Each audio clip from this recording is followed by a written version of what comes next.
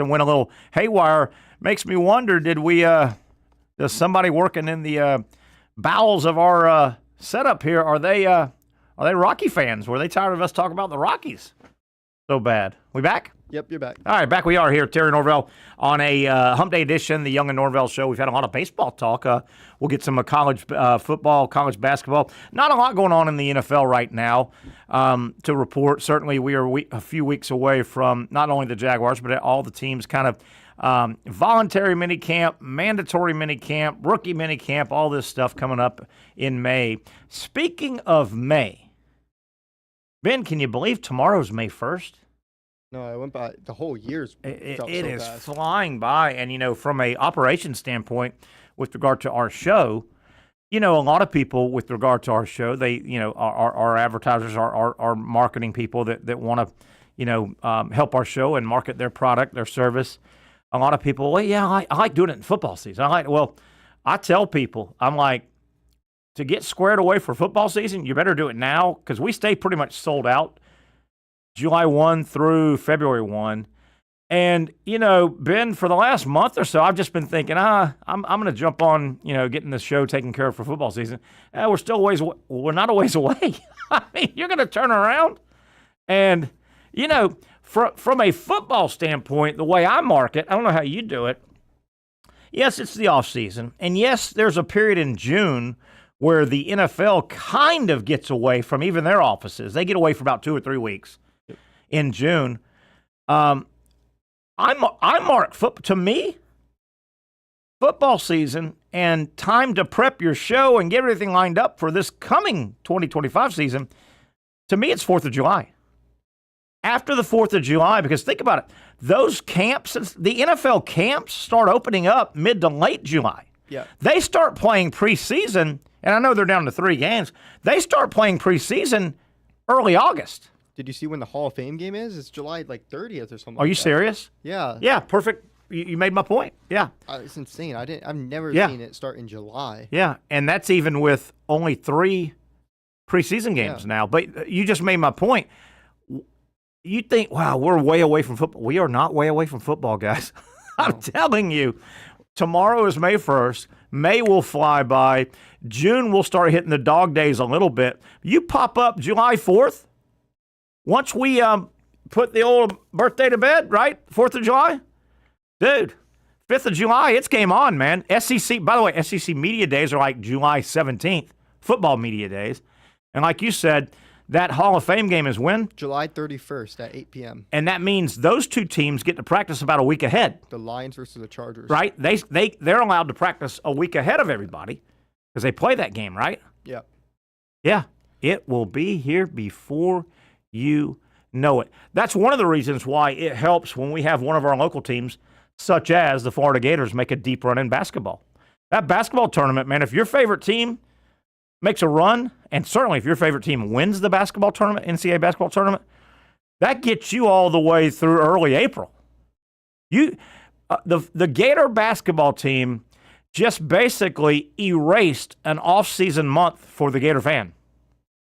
You see what I'm saying with that? Yeah. They just basically said, hey, man, if you don't make the tournament or if you get knocked out early, okay, well, basketball to you, you're still paying attention, but it's pretty much over early March, mid-March.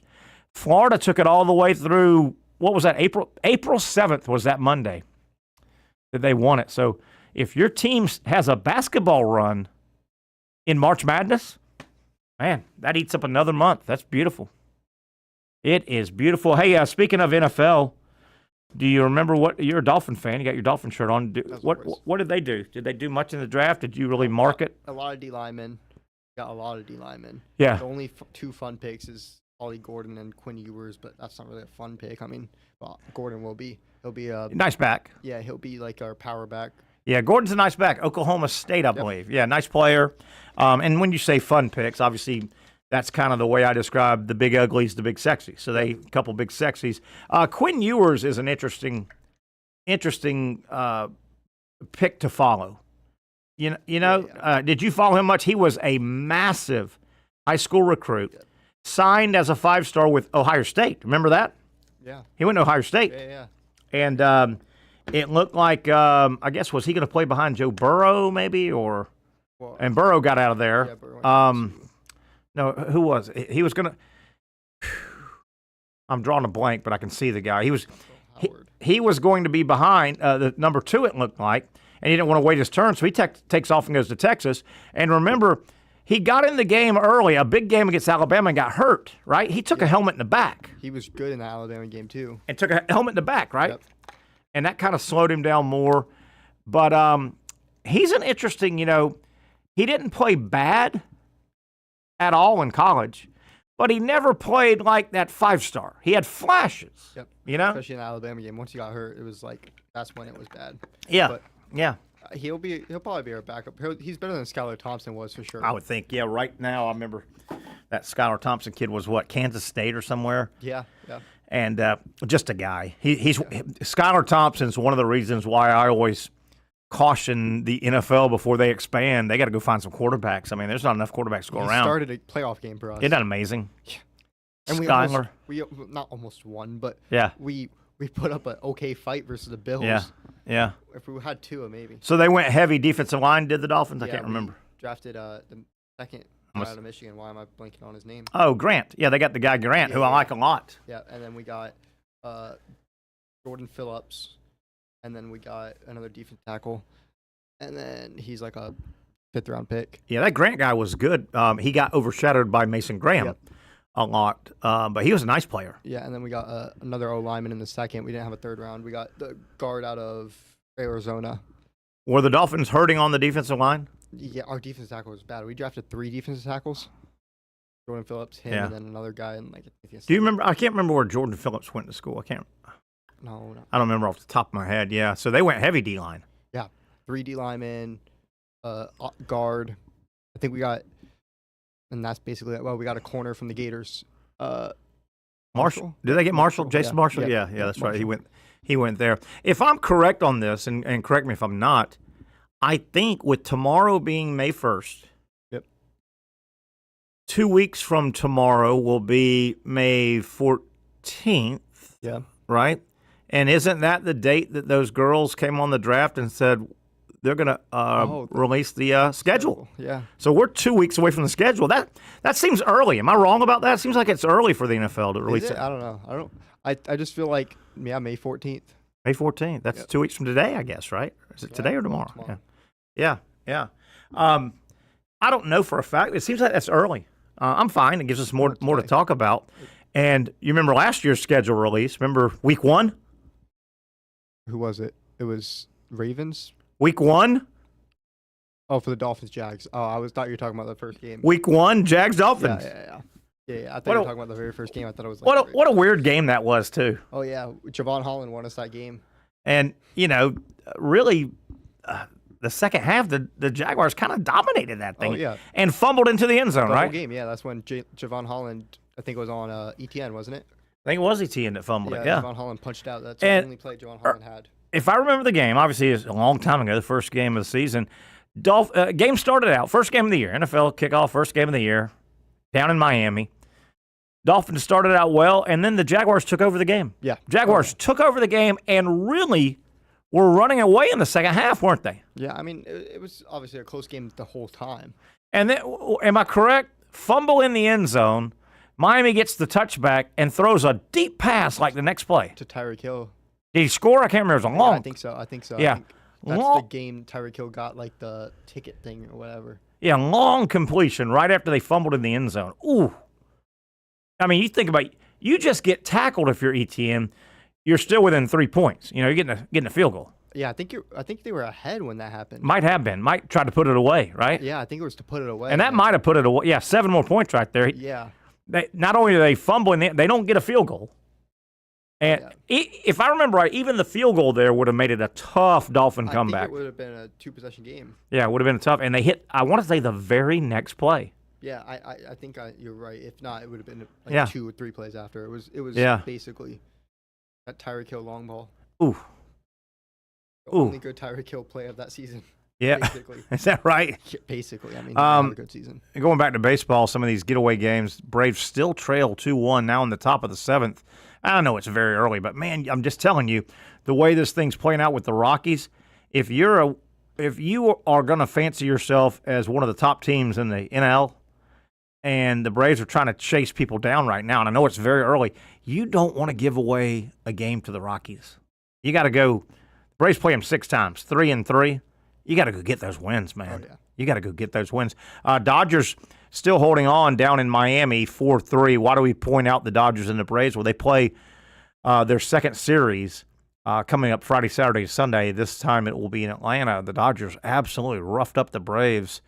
I think did they take 4? They took at least 3. The Braves were 0-7. I can't remember if the Padres beat them 3 or 4 times, but then the Dodgers swept them also. I did find the pitching matchups just in case, and I know quite a few people going up to Atlanta this weekend. My buddy Ron is going for every game. He's going Friday, Saturday, and Sunday, doing a big vacation. Friday, Dodgers at Braves. Yamamoto for the Dodgers. Grant Holmes for the Braves. I think Holmes is the guy that gave up 4 home runs to one player last week. Did you hear about that, Ben? No. Last week, the Braves beat the Diamondbacks in a game like 9-8 in extra innings, but the Diamondbacks had a guy hit 4 home runs in a game. Jeez. You know, that's only happened like 19 times, and it's very rare that the team that has 4 home runs loses, and they lost. Game 2 this Saturday, Dodgers at Atlanta. Sasaki for the Dodgers. Schwellenbach for the Braves, who's kind of their ace right now. And Game 3, Elder will pitch for the Braves on Sunday against the Dodgers. The Dodgers have yet to name a starting pitcher, and most of that has to do with injuries. Boy, they're banged up in their pitching staff. Ohtani has yet to throw in a game on the mound. He's supposedly be getting close. Tyler Glasnow is out. Blake Snell is out. So that Dodger lineup and rotation that looks so daunting on paper hasn't happened yet. It really hasn't. It's hard to win games on paper. Dodgers just can't get healthy. Now, the Braves aren't going to apologize to anybody either. They've had a lot of pitching injuries, and Ronald Acuna is still out. All right, let's take another break here. We're going to reset things, get right back to the top of the hour, and we should have Dr. Aaron Bates talking sports medicine, our buddy, the best orthopedic surgeon in our area. I guarantee you that. He'll come on this segment, of course. We do it every Wednesday, and I really look forward to it. I want to thank our good friends at Southeast Orthopedic Specialists for sponsoring. We'll do that hour number 2 right here on the Young and Norvelle Show. For those dealing with pain from a sports injury, arthritis, or spine condition, Southeast Orthopedic Specialists offers innovative new non-surgical options. Our regenerative medicine treatments, including platelet-rich plasma and other regenerative treatments, use your body's own restorative cells to aid in treating injuries. These procedures are performed in our offices and typically require minimal downtime. If you want to get back to doing what you love, our regenerative treatment options may be right for you. For more information or to schedule an appointment online, visit our website.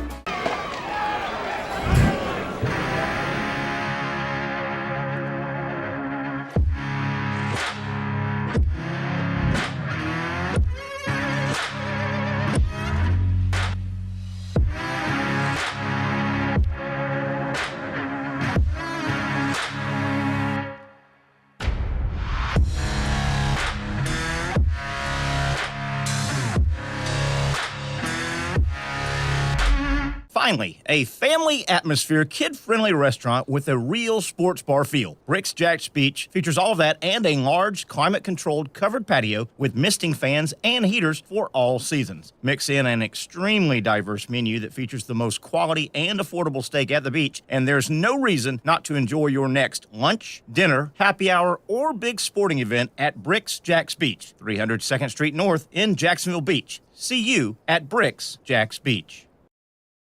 You really got to hand it to him. Hold on. The previous play is under further review. I'm not sure what he could review, but okay.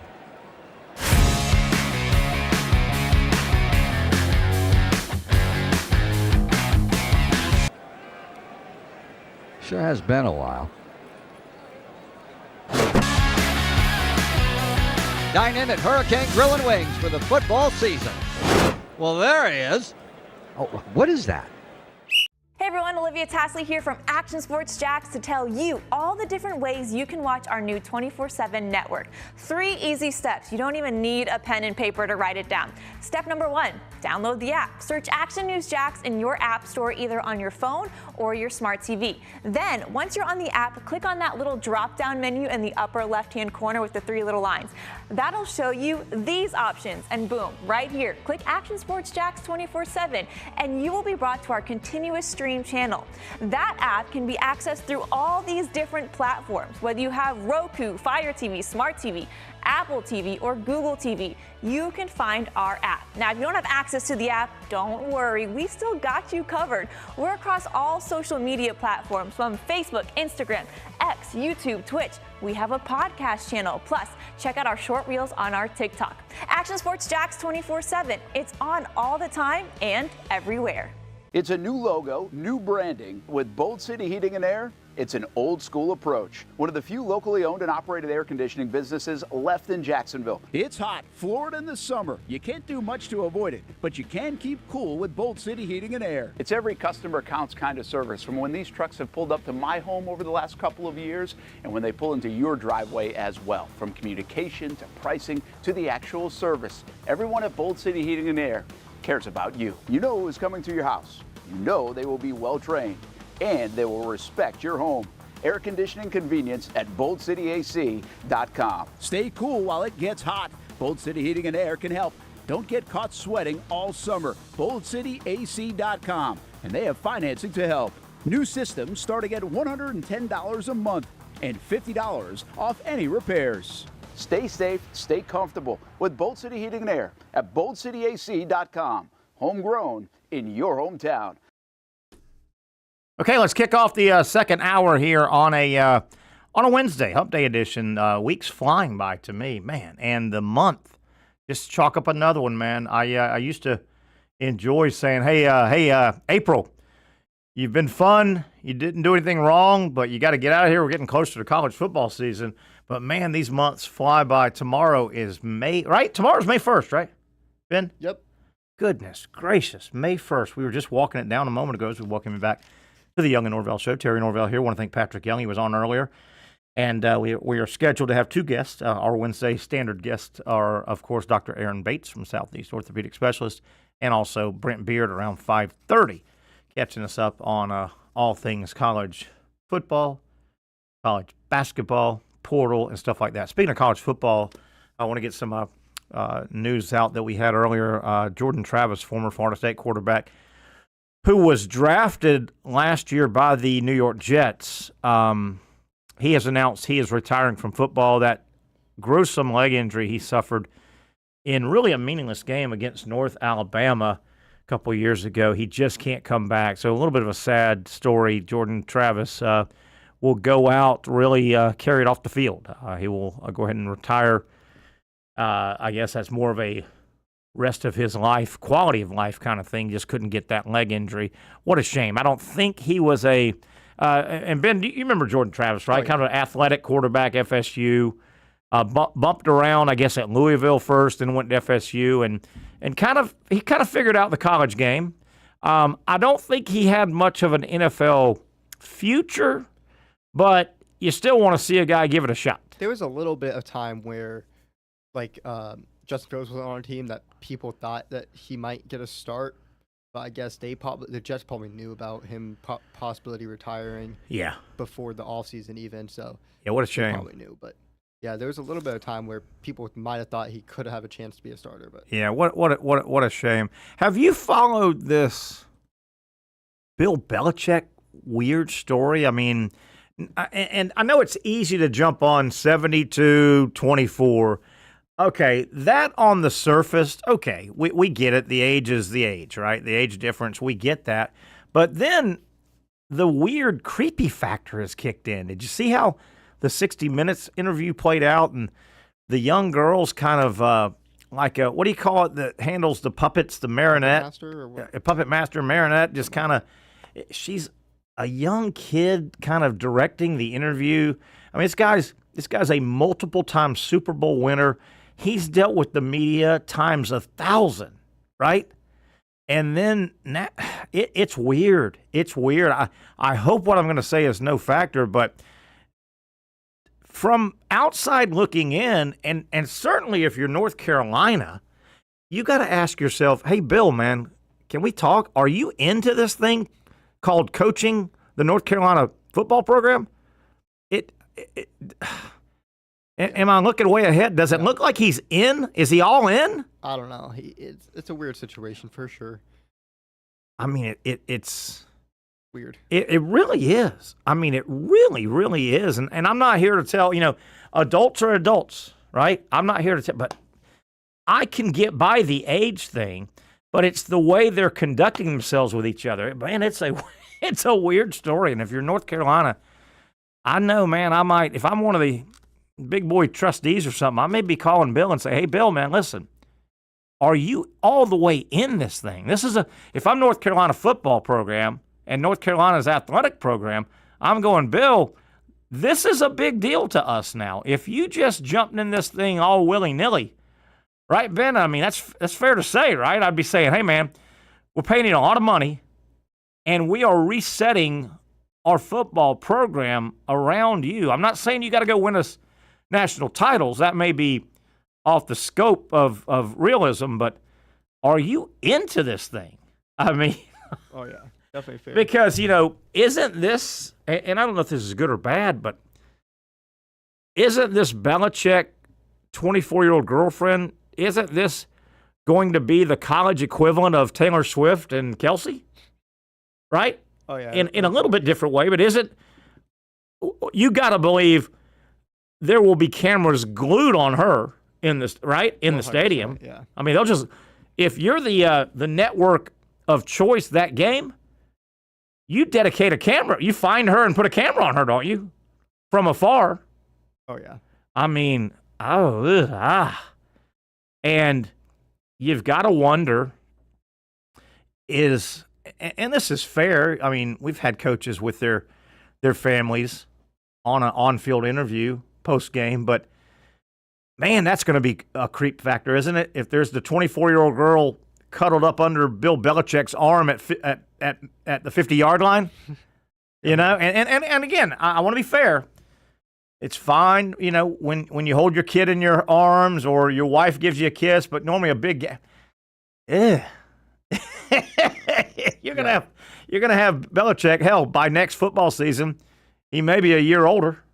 I don't know, and she may still be 24. But no, the creep factor, the weird factor, has kicked in the last couple weeks. I would definitely say that. I'm checking. Dr. Bates with us? Yep. Okay, yeah, we do have Dr.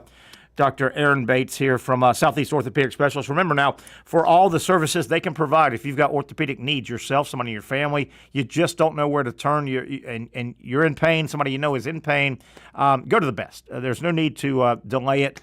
Southeast Orthopedic Specialist, check out everything, everywhere they're at in our area at their website, se-ortho.com, as we welcome Dr. Aaron Bates. Doc, I'm going to go, number one, welcome you to the show. Thanks so much for your time. Number two, you told us you work on shoulders probably more than any other body part, more than knees, more than ankles. I think you told me that one time. My goodness, Dr. Bates, the Major League Baseball season right now, you can't turn your head around without another pitcher having shoulder issues. And I guess that's normal. I hear a lot of shoulder inflammation. When they say that, what's in there? What is getting inflamed? Are there muscles, tendons, ligaments in? What all's in that shoulder?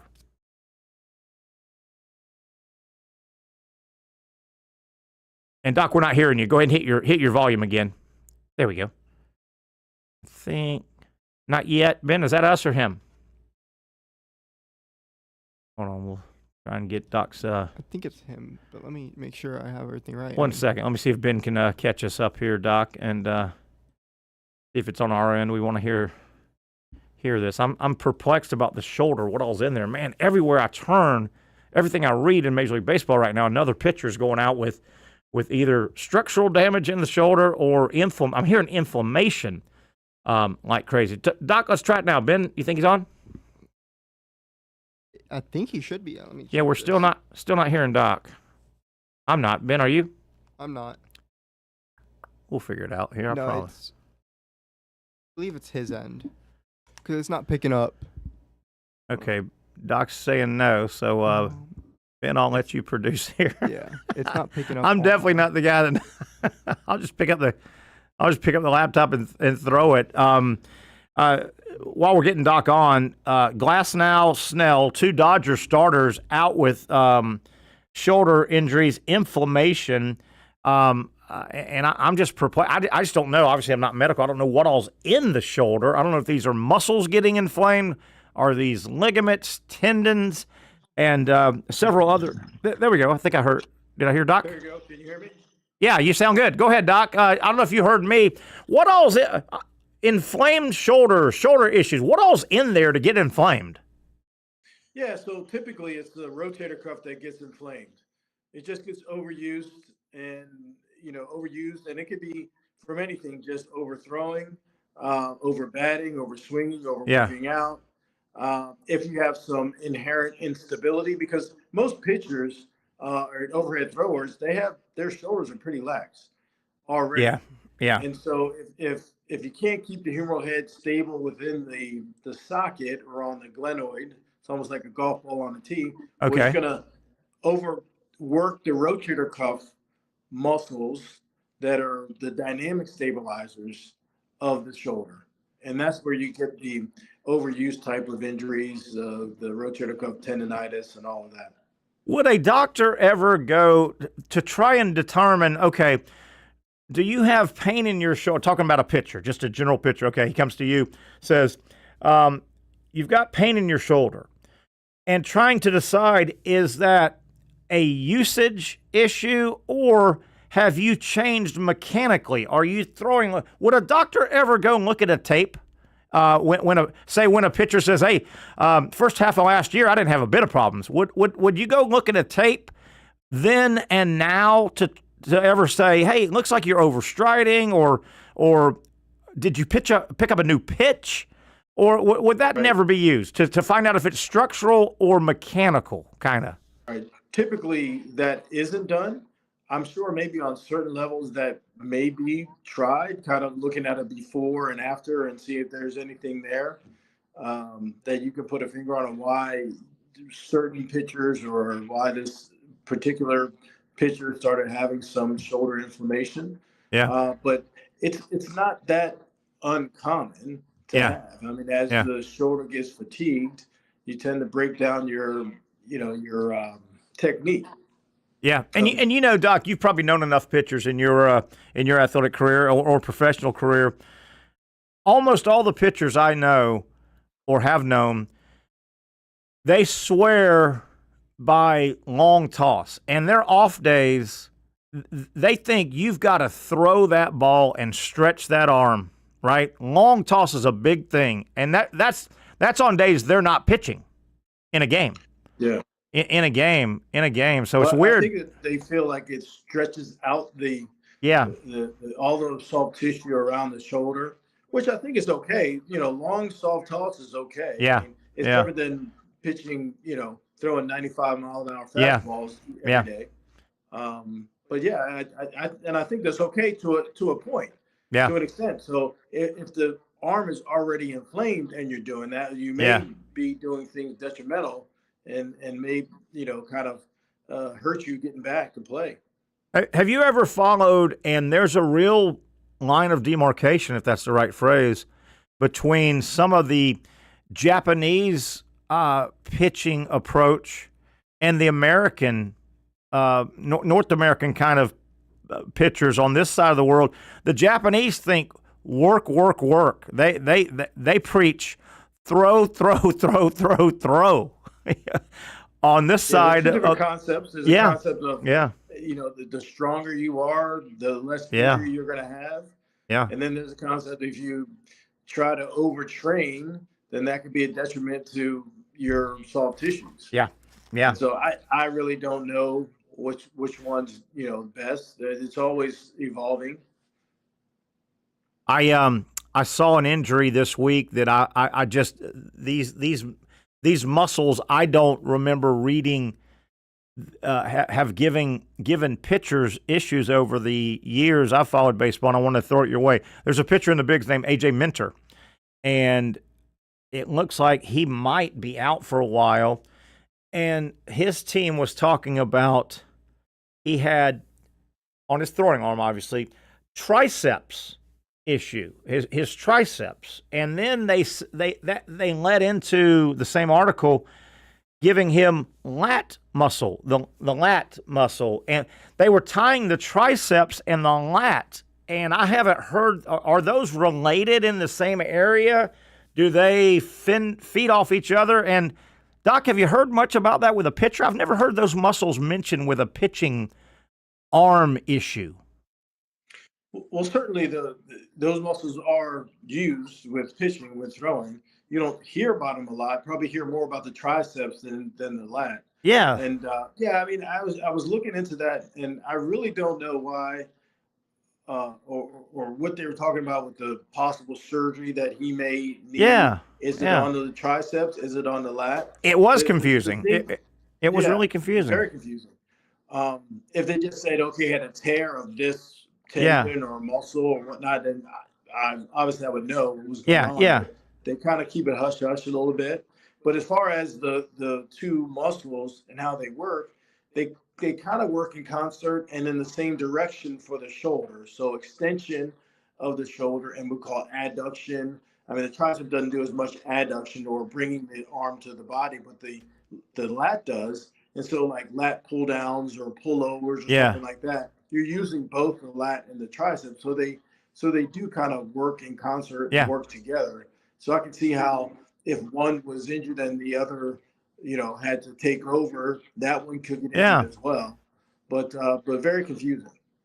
Doc, staying with that thought process real quick, I read that article about A.J. Minter and reread it and at one point I go, is there a typo? Did that, when they put lat in, did they mean triceps and something got by? Yeah, it was kind of confusing, wasn't it? It really was.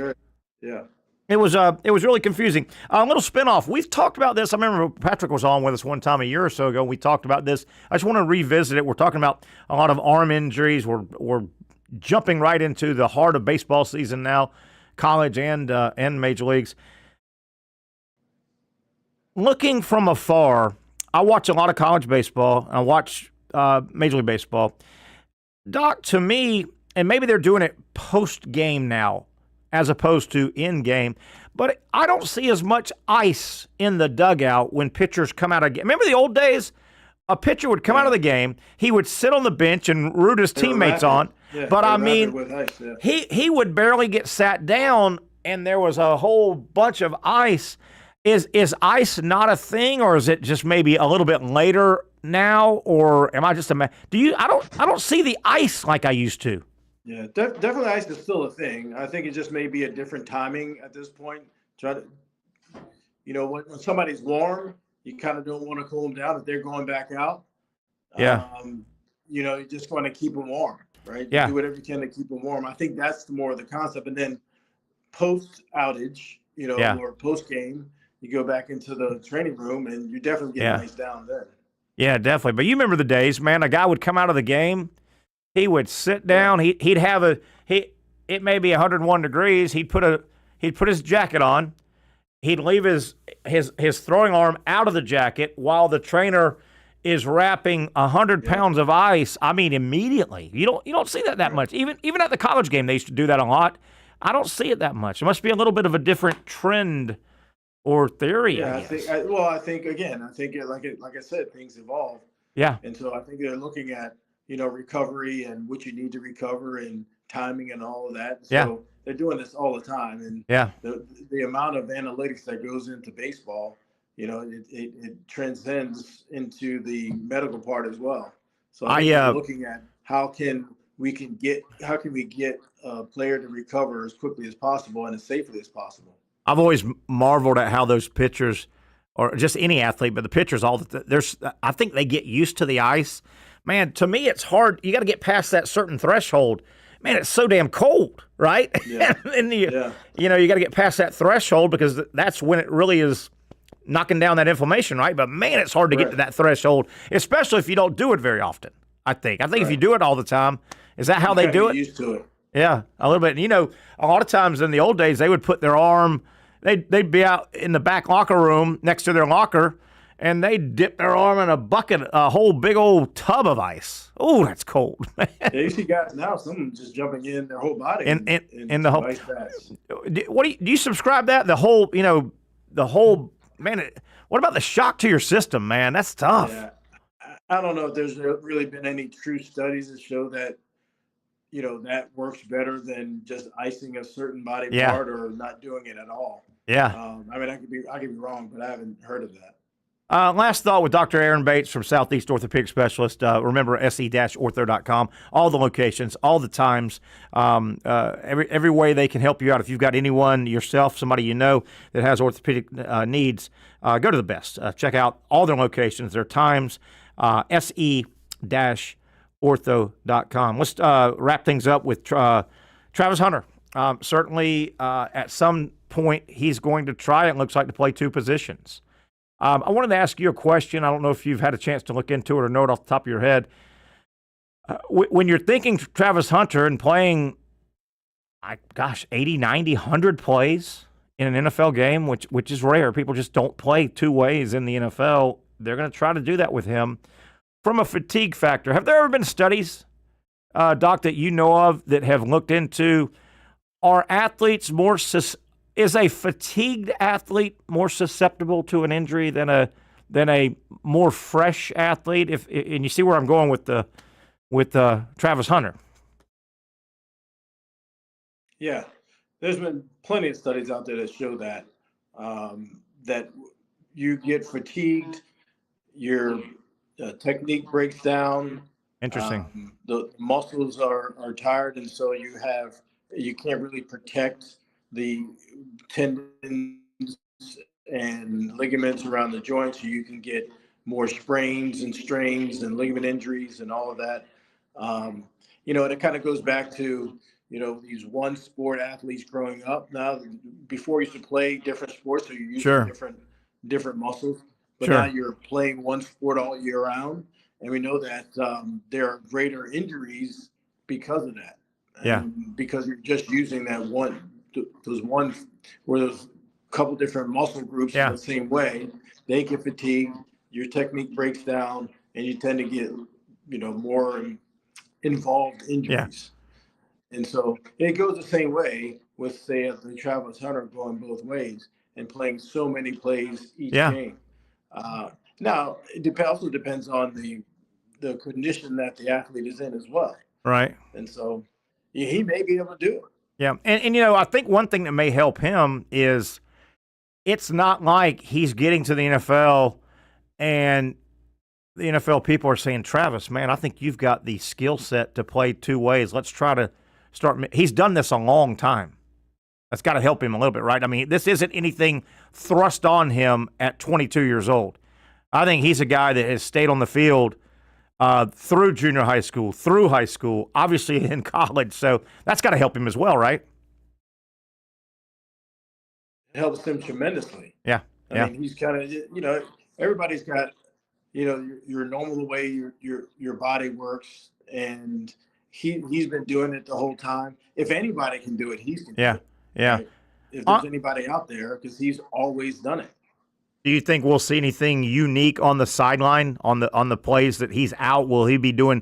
Is there anything unique you think we'll see, or will it just be get some water in you, sit down on the rare plays you might not be on the field? Yeah, I think just you get him to sit down is going to be the biggest thing. Taking the weight off of his legs. Yeah. And then get some hydration. That's going to be the biggest thing. Get out of the sun. Get under the shade a little bit. It is going to be fascinating, isn't it? It's going to be fascinating to watch. It's going to be interesting. I'm looking forward to it. Yeah, definitely. All right, Doc, thanks again for a great Wednesday talk through some of these injuries. Man, I'm telling you, there is an epidemic right now with shoulder injuries in Major League Baseball. The pitchers, man, everywhere I look. And I don't know if maybe it's we're coming up on the quarter pole and these guys are, it's early in the season and they're getting their fourth starts or something. But, man, it's everywhere, Doc. Your phone may start ringing, man. MLB may be calling you. Yeah, who knows? I mean, somebody can look at this, kind of look back over the years and see how many injuries during this part of the season there were. And, is this a normal thing for this part of the season, or is it normally later? And is there different training aspects that's going into it?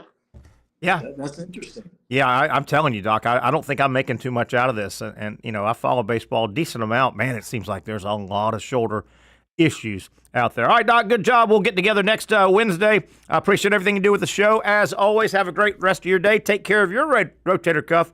We'll talk next Wednesday. That is Dr. Aaron Bates from Southeast Orthopedic Specialist, the best in the business, I guarantee, if you've got orthopedic needs. Don't go to a emergency room, waste time. Go straight to the experts. Check them out. There are no appointment necessary locations, sc-ortho.com. We'll take a break, come back. Brent Beaird joins us, talking some college basketball and football portal talk on the other side. The Young and Norvelle Show continues. Finally, a family atmosphere, kid-friendly restaurant with a real sports bar feel. Rick's Jack's Beach features all of that and a large, climate-controlled covered patio with misting fans and heaters for all seasons. Mix in an extremely diverse menu that features the most quality and affordable steak at the beach, and there's no reason not to enjoy your next lunch, dinner, happy hour, or big sporting event at Rick's Jack's Beach, 300 2nd Street North in Jacksonville Beach. See you at Rick's Jack's Beach.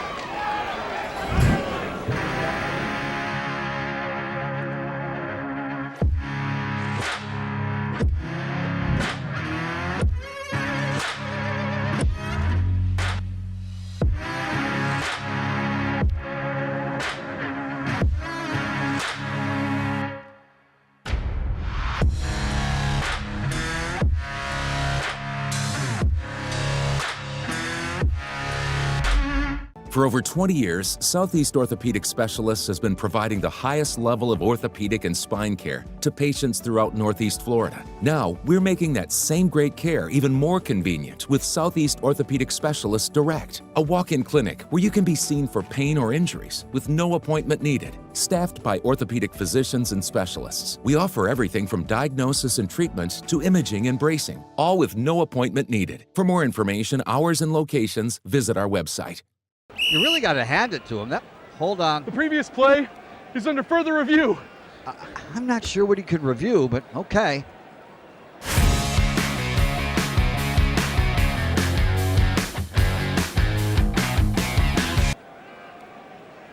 Sure has been a while. Dynamic Hurricane Grill and Wings for the football season. Well, there he is. Oh, what is that? Hey everyone, Olivia Tasley here from Action Sports Jacks to tell you all the different ways you can watch our new 24/7 network. 3 easy steps. You don't even need a pen and paper to write it down.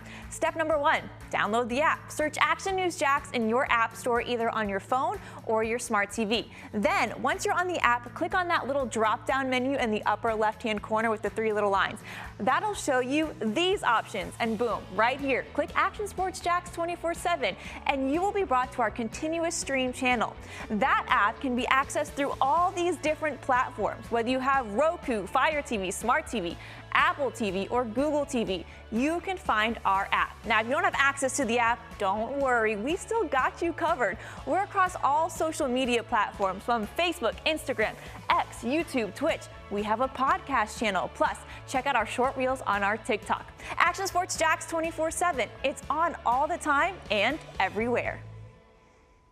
Summertime means sizzling sales at Nimnick Buick GMC. The #1 Buick GMC dealer in Jacksonville has lots of inventory to choose from with their best price guarantee. Nimnick never charges above MSRP. You can save up to $10,000 off select new GMC Sierras or get rates as low as 1.9%. You know, I'm a truck guy. GMC Sierra, my trim level is an SLT. This one's an Elevation. Pretty good looking color as well. So here at Nimnick Buick GMC, you have a lot to pick from. My father-in-law, he drives this, an Enclave, so I feel like that GMC in the family. 2025 is coming around the corner, which means it's almost time to close out those 2024s this summer. You can schedule a test drive at NimnickBuickGMC.com. And while you're there, check your trade value and customize your payment options. Nimnick is there for you, even on Sundays. Visit the showroom on Phillips Highway or shop online at NimnickBuickGMC.com. Nimnick, your friends in the car business since 1941. GMC, we are professional grade. Bad news to report from the Atlanta Braves side of things. They lost today their getaway game at Colorado. Colorado beats Atlanta 2-1. Game just went final a few moments ago. And I know it's very early, but yeah, this is one that'll sting a little bit. The Rockies are now 5-25. I mean, you just lost to a team that you took the first two games. You were on the road, so now the Braves, Ben, that's an ugly loss for the Braves. They got to hope that somewhere down the road, you want to get that game back. If you're chasing the Mets and or the Phillies, you hope that they stub their toe on Colorado. That's a bad loss for the Braves, and you got to get on a plane. Colorado's not all the way across the country, but that's a nasty little flight to get on the plane with a 2-1 loss to a team that was 4-25. Braves lose 2-1 final moments ago. They will now make their way back. Travel day tomorrow, off day tomorrow, and then they open up the Braves do at home a 3-game series Friday, Saturday, Sunday they welcome the LA Dodgers. The Dodgers just closed out. I think they're in Miami. They're just down the state. The Dodgers, yes, they're not final yet. Top of the 8th. Dodgers still batting 2 outs, leading 9-3. So not good news for the Braves. You'd really like to see Atlanta close that thing out, get 3 on Colorado, and come back. So I wanted to get that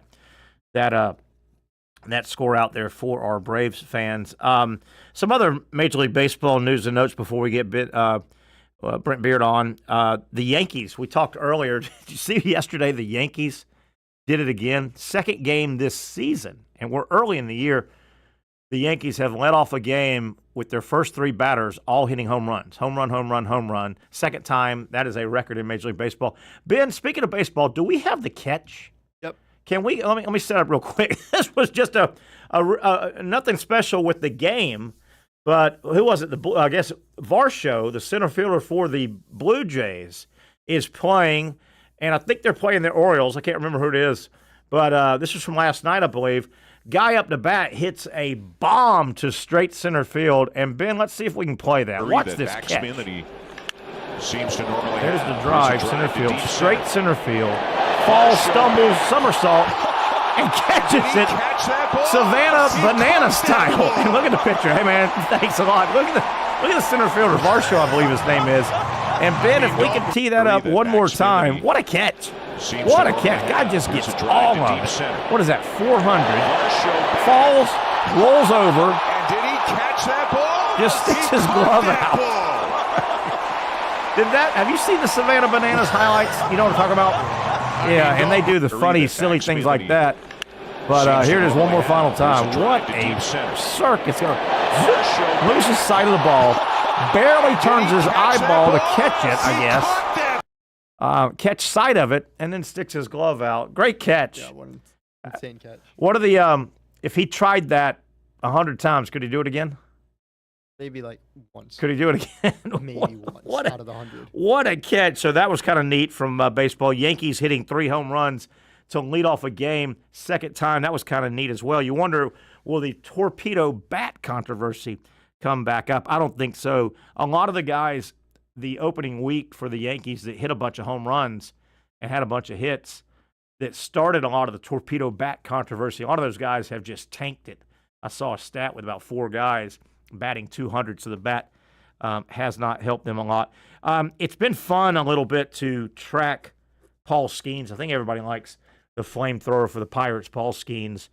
One of the big stories and one of the big draws in Major League Baseball last year and certainly this year. He's still as good as ever.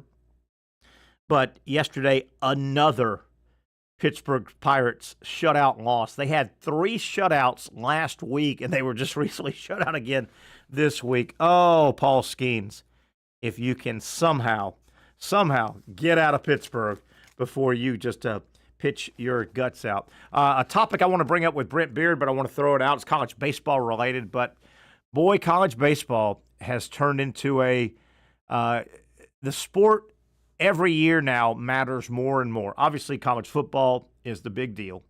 College basketball is right behind college football. Matter of fact, the NCAA tournament's the biggest event, the biggest moneymaker for the NCAA. College football, college basketball, college baseball has really taken strides in the last decade and a half. A lot of it has to do with all the TV and all the networks. There's been a lot of college baseball on, but it matters now. And a bunch of programs now want to make money in college baseball. They've built cathedrals, I call them. There are beautiful ballparks. The SEC is littered with just beautiful modern ballparks, and they're starting now to pack in, it's not uncommon to have, 6, 7, 8, 9, 10,000 at some of these ballparks, over 10,000 at some of the big draw places historically like LSU and Mississippi State. Boy, I don't know if you heard, Mississippi State yesterday fired their coach, Chris Lemonis. Lemonis, a Starkville native, got the job in 2019. Year one, they went to the College World Series. 2020, there was no College World Series because of COVID. 2021, and keep in mind now, we're in 2025. 2021, Chris Lemonis, at Mississippi State as head coach, led the Bulldogs to the College World Series championship. They won the national championship in 2021, but things have kind of soured. In 22, Lemonis led the Bulldogs of Mississippi State 26-30. They were 7th place in the West with a 9-21 record. 2023, 27-26, another 9-21 record in conference play. 2024, they did win 40 games and went to the regionals. They finished 3rd in the West. And then this year, Mississippi State was scuffling along 25-19, 7-14 conference-wise. The Bulldogs of Mississippi State, 14th out of 16th, and they were not showing any life. You look at the Gators, kind of a similar situation. The Gators have been scuffling around this year, but Florida's playing good baseball now, and they're showing life the last couple of weeks. Mississippi State went ahead and pulled the trigger. How about that? Mississippi State had never won a college baseball national title. They're a baseball power. They love baseball. It means a lot. They won it all under Chris Lemonis in 2021, and he doesn't make it through the 25 season. Ooh. That's part of your sport, though, also, popularizing. And it means a lot. And if you lose, those crowds tend to dwindle. And if the crowds are dwindling, Mississippi State, by the way, the current Florida athletic director, Scott Strickland, most people know, came from Mississippi State. Mississippi State, about 5 or 6 years ago, built their brand new ballpark. And Strickland came over to Florida and really modeled Florida's, 3-year-old ballpark after that. So Mississippi State, they've got a cathedral, really nice ballpark. They've got a huge condominium building in one of the outfields. They're talking about building another one. Well, you need to win. You need to win to keep the crowd coming to help pay. Let's go to our buddy Brent Beaird is ready to talk some ball. And Brent, you were probably on hold and heard a little bit of that dissertation. Chris Lemonis, man, it seems like just yesterday he was leading Mississippi State baseball to their first and only national championship. And damn, a few, 3.5 years later, he gone. He gone. Look, there's no doubt about what you said. You win or you're out, and it's just that simple. And the problem is now, you would think that, okay, I know you and I used to talk about this. If you won a championship, how much equity does that give you? I know. Yeah. How many years does that give you that you've got in your back pocket? Terry, I think that I would say if you won a national championship in the 3 major sports in college, that would give you 3 to 5 years. You would think 3 to 5, yeah. Easily. 3 to 5. That frankly is not the case anymore. Yeah. And what's happening here, whether we like it or not, is these ADs are saying, we're not winning. People aren't coming. Yeah. And we've got to win in order for that to happen. So we're going to shake things up. The biggest thing, and this is a kind of introduction to something else, but when I wrote for Rivals.com and some of the other websites, right, is if you had a coaching change, your subscriptions increased by like 1,000 overnight. How about that? Because there were so many people who were interested in who the new coach was going to be and what happened. Yeah.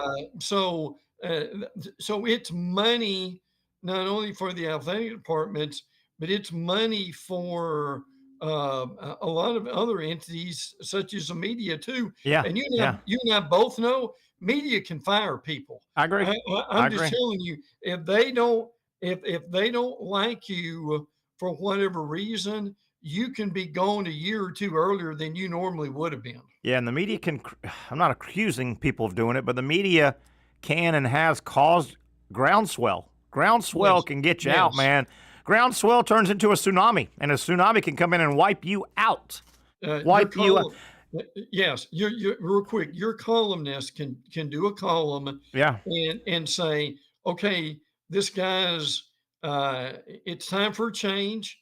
They don't have to say he needs to go. Yeah, they can just say they need some new blood, or they can come in and say, look, this guy is a winner. They just had a rough year. They need to stay the course. That's the difference. I agree. There is still the old saying. It went from power of the pen to power of the keyboard, you know, now. Yes. But there is still power in the old traditional beat writer, columnist guy that covers the team and has a lot of the eyeballs of that program. There were some similarities the last couple of years, Mississippi State and Florida. The Gator-based baseball. Yeah. I think the big difference I see is Lamonis after 21. Things were starting to spiral out of control. They did go to the regionals last year, but 2 previous years they were a bad baseball program. Yeah. The regional game, and then this year they were a bad baseball program. They're sitting 14th right now. And you look at Florida and you look at Mississippi State. Florida 2 or 3 weeks ago started seeing light at the end of the tunnel. Yes. Mississippi State spinning their wheels, and they just weren't playing any better. They were just spinning their wheels. I don't think there was any light at the end of the tunnel, and they went ahead and made the move. Well, and another factor involvement in this, and people may not think this is a big deal, but I can tell you it is. If you're struggling at Mississippi State or Ole Miss, you better hope your arch enemy across the state is struggling too. Yeah. Because if if Ole Miss looks like they're going to make the regionals and may go further than that, I can assure you, Terry, that doesn't help either, does it? And in a weird way, Lamonis didn't get a whole lot of equity because, yes, a huge deal to win a national title. Mississippi State had never won a national title in any sport, not just baseball. Yes. But they didn't get a ton of equity because guess who won the baseball championship the following year? Ole Miss did. Ole Miss. They went out and won the damn thing right behind Mississippi State. So there wasn't a lot of equity. Let's get to the portal a little bit. This kind of got by us a little bit. We knew about it. We just didn't get to it last week. I want to talk portal, basketball, football, Georgia, Florida, and Florida State. Georgia had a real nice portal week last week. They did. They got a couple of defensive players. They think they got a pass rusher from Army. I think they got another defender from maybe Miami, and they got what they think is going to be a complimentary running back out of Illinois, a guy with about 600 Big Ten yards to back up. Georgia had a nice portal week last week, didn't they? Sure did. And you know what? It all happened on Easter. That might have been, They had all 3 of those guys come to fruition on Easter. But to your running back point, they've got to get Nate Frazier some help. Yeah. Nate Frazier's maybe Terry standing on a box is 5'8", something like that. So they need to get somebody else in there for him. The thing with the Georgia is there's two things. They've got to have better receivers, and we believe they will. Yeah. And two, that offensive line's got to get better. Yeah. It was terrible last year. You see where Dominic Lovett got drafted, but when he went to 2 years at Georgia, couldn't catch a cold. That's right. And I thought he was a great player. Where was he? Missouri guy? He was an old Missouri guy, wasn't he? Yeah, Missouri guy, yes. Couldn't catch a cold in Athens, which surprised the heck out of me. Florida is looking at a big week, at least with guys coming on campus. The Gators, I think tomorrow, I don't know, it's either today or tomorrow, will be entertaining safety Dylan Tatum from Michigan State. Played a lot of football. Right. And in basketball, tomorrow, Thursday, this guy, I've been watching a lot of tape on this guy, Desmond Claude, 6'6", big guard, who is dynamic. He's from USC, Southern Cal, right. And Todd Golden and the boys think it's Florida, North Carolina, Kansas, and Virginia.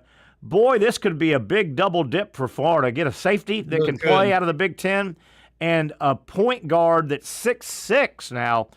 Big week for Florida this week, I think, portal-wise. One thing you want in the NCAA tournament are big guards. Agreed. And that's something that is extremely important. You mentioned North Carolina in there too. Let me tell you something. North Carolina is laying down some change. Yeah. Because they know they've got to get better. They know they can't get blown out again by Duke the way that they did. No. In front of game day. And oh, by the way, speaking of the Gators, Arkansas added. You remember Andy Jean? Yes, I remember that Florida. Kid. Yeah. He had 6'1", 185. He's a redshirt sophomore. So if people wonder where Gene went, he's one of those, Brent. And I wish him well, and I hope he has a good career. Yes, I get it. You qualify it with the legend of Andy Jean, right? This guy was going to be, and he can run, but he did everything but do anything. He didn't do anything. Yeah, you're right about that. And by the way, this Baylor kid, Brendan Batt, I think it's pretty good pickup. 6'5", 300, 3 years of eligibility. He hadn't really done anything yet on the field, but look, Terry, if you can get a 6'5", 300-pound defensive tackle, you're not going to say no, are you? No, and I saw Caleb Banks, who wore number 88 for Florida, interior defensive lineman. Mm-hmm. Something happened to this guy the last 5 games. He played like Warren Sapp in the middle. I saw him on some first-round choices. Mock draft. Florida State is entertaining what they think if they can land this guy by way of Tennessee. Jacoby Thomas looks like he could be a walk-on campus in Tallahassee and play. That's a big move this week. Now, he's not signed yet or committed to FSU, but the Noles think they've got a chance. And boy, you get a plug-and-play defensive back. Florida State can take anything. I mean, they'll take anything right now to help the cause. Yeah, well, they got Squirrel White too. Yeah, from Tennessee, who has been hurt. He just got to get on field. That's the situation you've got there. But yes, same thing to Florida State. Florida State desperately need. And again, people are saying, well, I thought the portal was closed. Well, it was Friday, but people already in the portal. The thing still do business. Yes, it's still open to make your choices. You didn't have to put your name in and have your choice made by what was it, the 28th? It just closed down. Maybe some good news for Florida. Looking around at some of these way too early NFL mock drafts for next year, and I'm kind of combining some. The Dane Brugler I looked at, who's a respected name. Sports Illustrated had one come out. A couple of names on the lines of scrimmage for Florida popped up in first-round mocks. Dane Brugler, I think it was, one of these guys, Austin Barber, kind of a local kid, was number 9 in the first round I saw in one mock. And I know Tyreek Sapp, the guy that's been down there forever, he's another guy, the big rangy defensive end. The light came on with him the last 5 games. I saw him at number 22 in a mock draft. And Jake Slaughter. I didn't love Jake Slaughter, the center, 2-3 years ago. I thought he was frail, and I didn't know if he was. But Jake Slaughter, I saw a first-round grade. I mean, those are 3 line of scrimmage guys, and Florida hadn't had that in a long time. No, that's huge for them. There's no doubt about that. And listen, forgive me if you've talked about this, but you and I have talked about this guy for quite a while, and I need to say this before I forget it. Did you see where Desmond Watson has lost down to 430-something pounds? Hard to say down to 430, but good for him. It is. But you know what? I like the kid. I've worried about him with his health, but man, he's trying like a son of a gun. I've watched him throwing weight up at the combine and running as hard. Hey, man, he's trying, man. He's trying. Look, as you and I've talked about, this is not just being able to play football. That might save his life. I mean, Terry, he had gotten. It was either 460 something or 480 something. Yeah, it was Brent. I'll never forget. Not this orange and blue, the previous orange and blue year. Yes, a year ago, a few weeks ago, a year ago. I'm in the press box at the orange and blue game, and that would be going into his senior year last year. Watson, I watched him. I had binoculars. I watched him. He walked fine. He was on the other sideline away from the press box on that team, whatever, the orange or blue team, whatever it was, orange or white. And he went and sat down. He wasn't dressed, and there was no injury. He walked by himself, no braces or anything. He was just in warm-up clothes. There was no way he was – Brent, he must have been near 500 pounds. Yeah, he very well He must have been and they were listing him at 465, and I don't know that many but and 3 or 4 of us, I don't know if you were in the press box or not. We were, and it was scary how big he was. It was, yeah. Oh yeah, there's really was. Yeah, I mean, look, he can, if it's a cool day, I mean, he can make a couple plays in a row. Yeah. And stuff to run, but the problem's going to be is he's not going to give you very many consecutive plays, and that's the issue with him. Let me throw out speaking of Dane Brugler, he had his first round mock way early, and I don't want to go through the whole thing. I did go through and list the quarterbacks he had, and I want to throw these quarterbacks going into next year, and he had them in this order. I'm not saying they're going 1, 2, 3, 4, but he had them. Arch Manning 1. I can live with that. Arch Manning's played a little bit. He looks like he's a real talented player. Right. You got to believe now. I do think there's value in Arch Manning. Played some, but he's been in all these environments. I think there's value, like the old FSU way they used to cycle these guys and bring them to the games. Arch Manning 1. Lenore Sellers. I still think he's raw, but he is the South Carolina quarterback. He's shooting up the draft boards. Yeah. What are your thoughts? Is very athletic, very Jalen Milroe strong. Like he's still a little raw though, isn't he? It's the same thing with Milroe. Look, I know they fall in love with these guys' legs. Yeah. But if you're not accurate, you're only going to be in the league so long. And now, guys like Jalen Hurts, who was the same way. Yeah. When he was at Oklahoma and Alabama, I mean, he wasn't very accurate either, but he's a much better quarterback than he was when he left Oklahoma. But I mean, Sellers can make plays. And Terry, I just don't know. Do they have the guys surrounding him at the skill positions who can really bring it out of him? That's going to be the challenge for him. Another guy and another program I'm not going to fall for. They're going to have to just punch me in the face. LSU? No, Penn State and Drew Aller. Drew Aller, I've given up on. I hope he proves me wrong. Drew Aller, he's third on this list. He's a guy, I think he's the classic. He just doesn't have a feel for the game. He's got everything else, and you go, this guy should be a star. He's 6'5" with a big arm. I just don't think he's got a feel for the game. I saw Penn State's returning. Penn State, other than Abdul Carter, bring those 2 running backs back. They bring a backup to Ty Warren that was good. They bring all these linemen. They've got their next Abdul Carter. I'm just not going to fall for them. They're going to have to prove it to me. I wouldn't either. What are your thoughts? What are your thoughts on Drew Aller? Same thing. I've never been impressed with him. He's never really. Now I give him credit for what they did in the playoffs, but the reality is he needs another year of that to show that he can win some big games during the regular season and to go further in the playoffs. And he's a guy too. He's known to make the bonehead throw. He made it. He made it late in the Notre Dame game. He did. Remember that? He threw that. Well. That pass never should have been thrown. Should have, Terry. He should have thought. You remember that brings that memory back up. He should have thrown that in the dirt, shouldn't he? Absolutely. And should have thrown it in the dirt. Penn State was going to win that game. They were, absolutely, or throw it out of bounds or something. Yeah, they had all the momentum. They were going to beat Notre Dame. The fourth quarterback on this list, I like this guy. I think he's got a father coach behind him. I think that can be big over the years when you're grooming.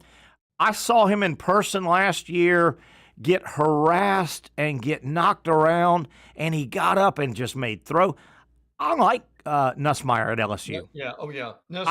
I think he's got it, and I think he'll play in the league. I like him a lot. Saturday Down South did a quarterback measurement this week of every quarterback in the SEC. Nussmeier was number one. Which is not surprising. Lawrence Sellers, by the way, is number two. How about that? I think Arch Manning was three. Yeah. But no, I'm with you. Nussmeier's a big time quarterback. He's a player, man. They had, in spite of Brian Kelly, yeah. They've got enough weapons on this team where they can really make some noise. I agree. They've got typical LSU talent, and I've come a long way on Kelly. I'm done with Kelly. Kelly's a guy that I think if he was to win a national title, he'll win it in spite of himself. Yeah, he's one of those guys, isn't he? Yeah. I mean, he's not a terrible head coach, but he never got to the level you thought Brian Kelly's going to be up. He'll win because they just bludgeon you with talent, and I tell you, on the defensive side of the ball, I talked about this the other night on television. Was Jack Pyburn? Jack Pyburn's gone from Florida to LSU, nice player, and he just he's not going to blow you away with stats, but he just makes plays. Yeah, he was a wrestler at the bowl school. Is that right? Yes, which I think made him a better player all the way around. But see, they've got Blake Baker now, who came over from Missouri. Mm-hmm.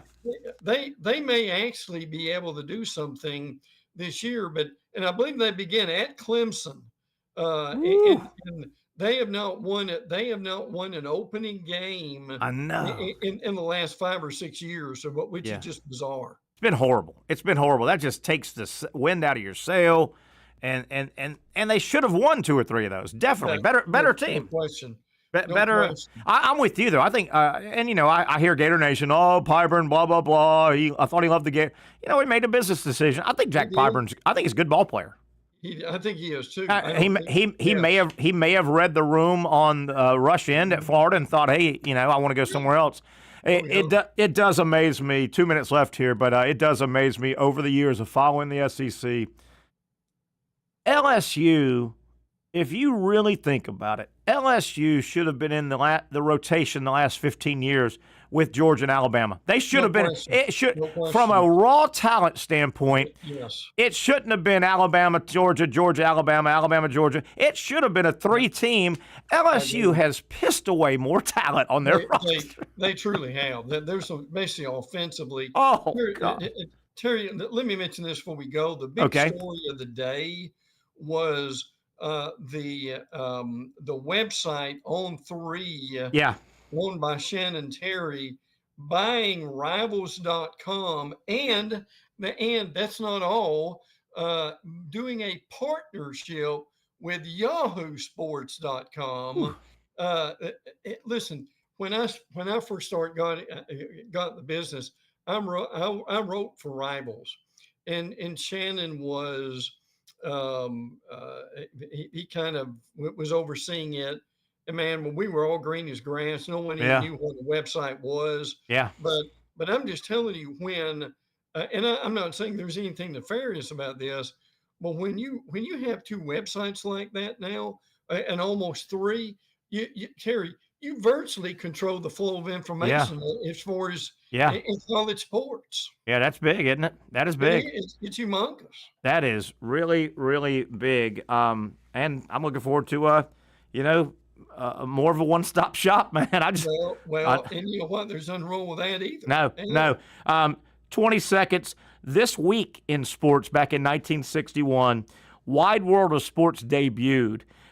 We don't have time to get into it, but man, in our day, there were 2 or 3 sports shapers. Wide World of Sports, that's right. Sports Illustrated, your local paper, and your local newscast. And that was it, man. That was a big deal. 20 seconds left. Wouldn't you agree? I agree totally. The agony of defeat. Yes. The joy of victory, the agony of defeat. Terry, what was Jim's last name? Their main announcer. Jim McKay. Jim McKay. Yeah. He became a legend. He really did. At a Wide World of Sports. He was good. Thank you, Brent. We'll get out of here. We'll do it again soon. That'll wrap it up on a Hump Day edition. The Young and Norvelle Show ends today. We're back tomorrow, 4 to 6, right here on Action Sports Jacks. Have a great day, everybody.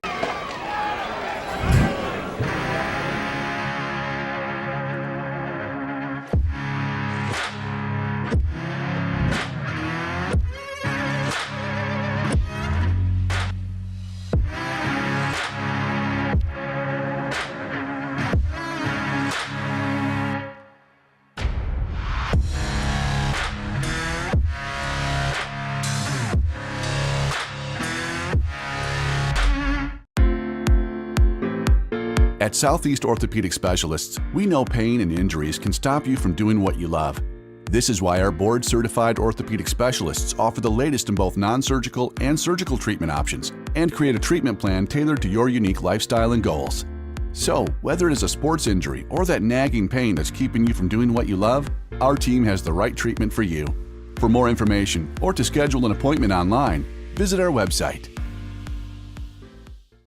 Finally, a family atmosphere, kid-friendly restaurant with a real sports bar feel. Rick's Jack's Beach features all of that and a large, climate-controlled covered patio with misting fans and heaters for all seasons. Mix in an extremely diverse menu that features the most quality and affordable steak at the beach, and there's no reason not to enjoy your next lunch, dinner, happy hour, or big sporting event at Rick's Jack's Beach, 300 2nd Street North in Jacksonville Beach. See you at Rick's Jack's Beach.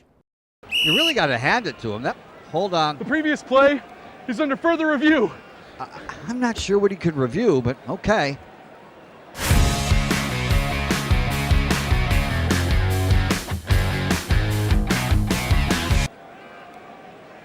Sure has been a while.